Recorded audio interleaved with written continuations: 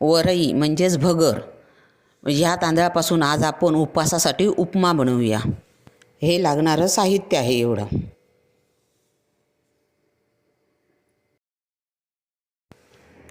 3 चमचे मी तूप घालून घेते या भांड्यामध्ये। तूप गरम झालं, आता जिरं घातलं 1 चमचा। जिरं तडतडल्यावरती बटाटे आणि काजूगर घालून घेतले आणि ते तेलामध्ये चांगले 2 मिनटं परतून घेतलं आणि झाकण ठेवून 2 मिनटं शिजवून घेतलं। आता हे चांगले शिजले आहेत बघा। आता मिरची घालते।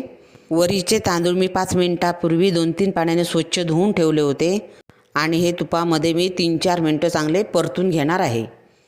त्याचा कलर बदलायला पाहिजे, चांगले तुपामध्ये भाजले पाहिजेत। आता बघा कलर संपूर्ण बदलला आहे, तुपामध्ये व्यवस्थित भाजले गेले आहेत।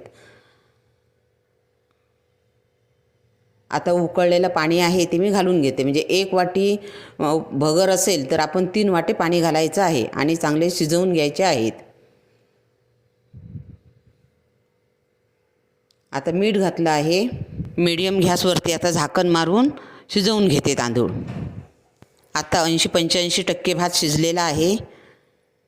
मी आता शेंगदाण्याचं कूट आणि साखर घालते आणि परत चांगलं एकजीव करून 2 मिनिटांसाठी झाकून ठेवते।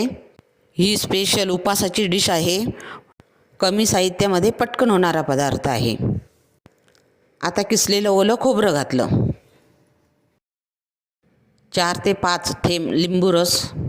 लिंबामुळे उपमा फळफळीत होतो, सुट्टा सुट्टा होतो आणि तुम्हाला आवडत असेल तर तुम्ही इथे कोथिंबीर पण वापरू शकता।